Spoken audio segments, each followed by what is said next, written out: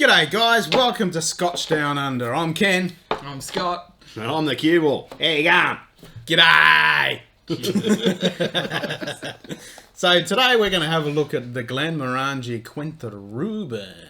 Don't you love the way that just rolls off the tongue though? Glenmorangie. Glenmorangie. It's awesome.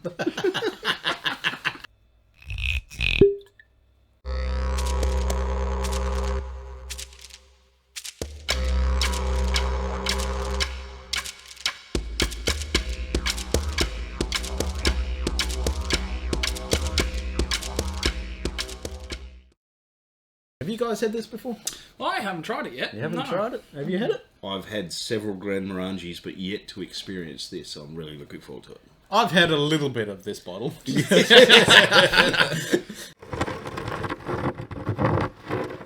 So Glenmorangie do a lot of different expressions, and have you tried any of the other ones? I don't actually think I've tried any apart from the 10.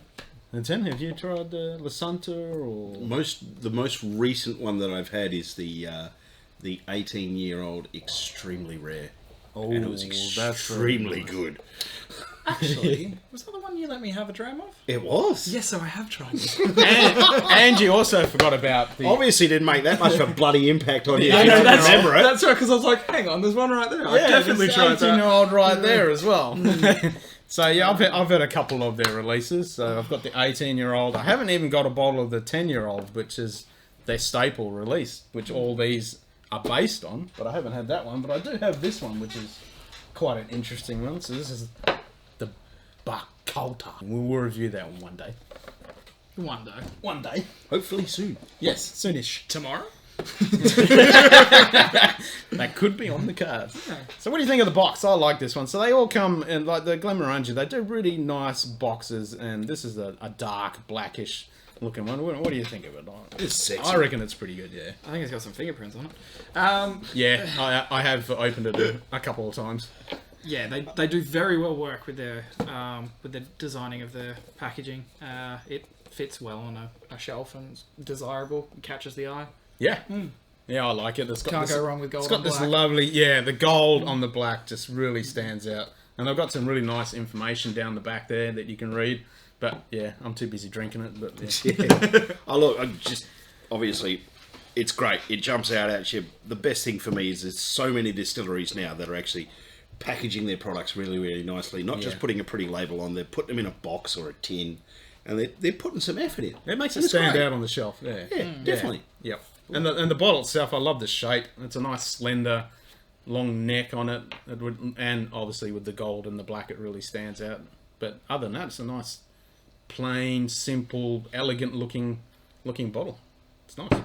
I mean, the clear bottle, which really shows the colour of the spirit as well. Although we did do a little bit of reading, and they do use some colouring, which is a little disappointing. But Yes. Just a tad. I reckon there's a good part of the colour in that is actually coming from the second maturation, if you will. Yeah. It would have to be. So Glenmorangie, their bog standard 10-year-old is what they use out of all these expressions, and then they put them in for another 2 years into another cask, and this one's being port casks. They're actually going to release another one, which has actually just been released. It's going to be a 14-year-old. So it's a Quinta Ruban Port Barrel 14. 14-year-old. So 4 years yeah. of port So they discontinued the 12-year-old, and they're now going to a 14-year-old. So that's got a couple more years in the port cask. So that'll be interesting to see what that actually does to the flavour of it. Well, more age makes better whiskey. Yes. Exactly. Shall we have a sniff? Yes. I'm keen. Yeah. And we'll look at that colour is really dark and ruby as well, and it's lovely. It's a bit hard when you've got a dark wood table. Yeah, wood against wood. Quite a generous pour as well. Yes, we like a good pour around here. Guess who poured this one? They do a lot of these sorts of different maturation process whiskies now, all starting with the base 10 and then adding on to it. And the first time they ever did those was 1994. They brought out the first port wood cask, and since then it just kind of launched the whole idealism that they had of creating a bunch of different finishes just to see how they could push whiskey and make some really cool stuff out of it. Yeah, they've got a lot of really interesting releases. And Glenmorangie is actually quite a large distillery. And this is a Highland distillery. It's way up, just above Speyside. It's way up in the Highlands. And they have, a huge turnover. And they're quite a large distillery. It's something like 6 million litres capacity. It's Yeah, ridiculous. that's a lot of whiskey to drink. You could go for a swim in that. Yeah, you can live in that big swimming pool. You can only dream. I'm picturing myself laying back in a chair, just sticking my glass in there and Floating around in lowrider, just dunk your yeah, glass. that's the one. Yeah, thought so. Alright, so it's definitely got some kick to it, 46%. Yeah, 46% ABV, so we should get a nice little kicker of flavour in there. A little bit of I'm alcohol. definitely getting that rich fruit from the Yeah. port. And there's depth to it. I just get sultanas.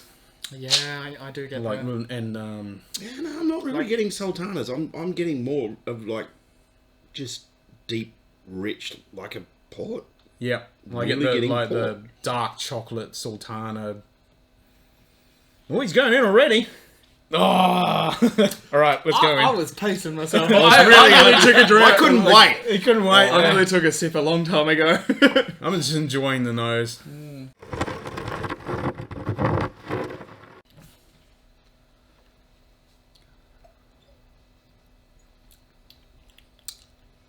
As you can tell by our complete lack of speech, It's tasty. Wow. there's some interesting stuff to... That's Yep. freaking glorious. So now you've tried this for the first time, your first little sip, what do you think? I think I need one for my shelf. Yep. It's so tasty. It's got a little bit more ABV than other ones that I've tried, but you don't really get it's Doesn't hit so you? smooth. You don't get that Yeah. hit of alcohol like a say with It's there, but it's not, because there's so much in the whiskey itself, it's not overpowering it at all. I'm lost for words. That's outstanding. I think he likes it. Just a little bit. So have you had many port finished? I've had a few. I've had a locally made one as such from Lime Burners. I've had that Yes, before. I've had that one. We're going to review that one soon. Yes, definitely.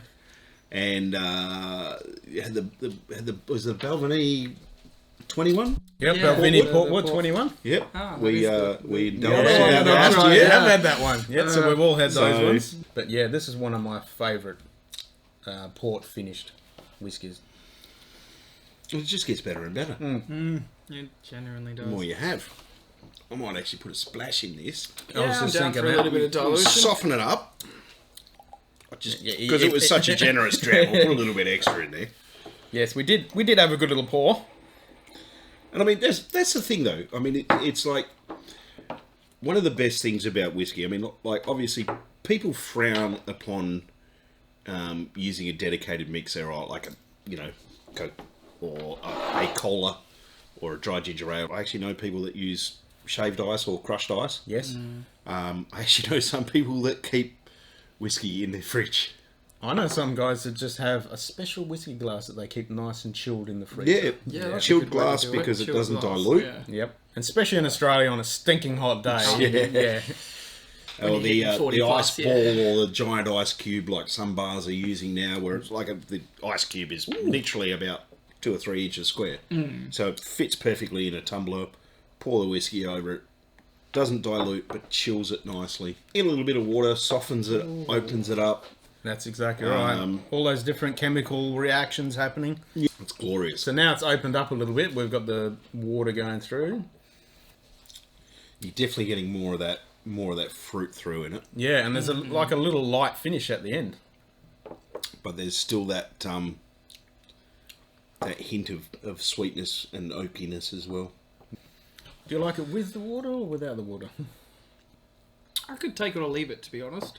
I really like it Neat. as it is neat, but I can see how adding water will bring a different experience to it and makes it something else as well. It's really, Yeah, like really both ways. I don't have a problem with it. and that's the cool thing about adding water. You get a different flavour and a different journey, so you can explore the whiskey a bit further. And it's not like we're adding a lot of water to it either. No, just a few drops. I added 4 drops. Literally 4 drops. You counted them? Yes, I did. Yes, good. I just It'll be in the footage.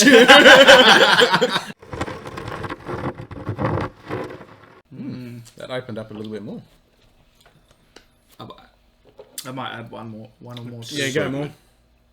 Because it is 40. It is 46, isn't it? 46. Yeah, 46. so you've got a little bit of play room there. Yeah. I'll add 3 more. I'm not the biggest fan of dilution, but I see where it's needed, and I see where it's definitely needed during tastings. Well, because it helps you open it up. Yeah, it does open up, and you get a lot of, as I said before, those chemical reactions occurring, and you get to explore notes and flavours that just weren't there. They were locked in. So you might not want to do it all the time, dilute your whiskey, but if you like it diluted, then that's fine. Whiskey drinking is all about the person. And how you like to drink it. Yes, exactly. Yeah. I think this one is a definite winner. You like it? Yeah, You're going to get a bottle? probably. Good. And I can come around and drink yours too. Yeah. I'm just going to buy one and not tell them. Yeah, that's definitely. I'm still getting all the dark fruits, but it's a lot lighter on the palate. And there's more which typically happens when you dilute a whiskey down a little bit. You get all that wooden spice coming through. The non-soluble compounds. So how much would you pay for the Glenmorangie Quinta Ruban? Well, it's Glenmorangie, so, you know, you have no problems paying 100, 110, 120 maybe Australian dollars. Yeah, I totally agree with that. Like, it drinks solidly, and it's not the highest stage, so it's not going to be ridiculous in price. And yeah, I reckon $100 is a good. It's a good bang for buck with Yeah. the 46% ABV as well. So Yeah, so yeah, I think it is around 120, and that's the price I can't remember what I paid for it, but it was something around that. And because Glenmorangie is quite a large distillery, it's easier to get hold of, so you're not going to have a problem getting hold of it. Well, this one you have a problem because now. Oh, that's a good point. Yeah, that's right. This is the old version of the new one's Yeah, coming. so you want to get into your local shop and get one of these because Yeah. they're going out of fashion. Get it quick because a lot of bottle shops will still have some stock of that, but once it's gone, that's it. Yeah, we're going to the 14-year-old. Bring it on. Yeah, definitely. So how much would you put out of 10 for this one? Oh, this one's punch and solid for me. Same. I like this one. It's a good 9.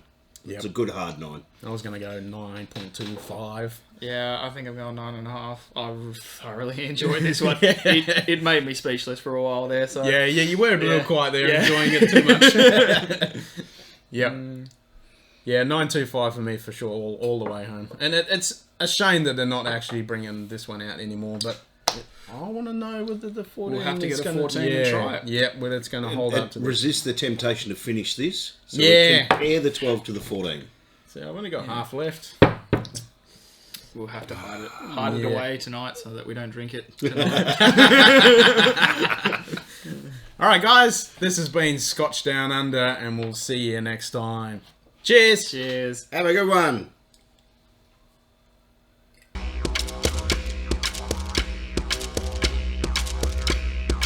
I mean, it's like one of the best things about whiskey. I mean, like obviously people frown upon using a dedicated mixer or like a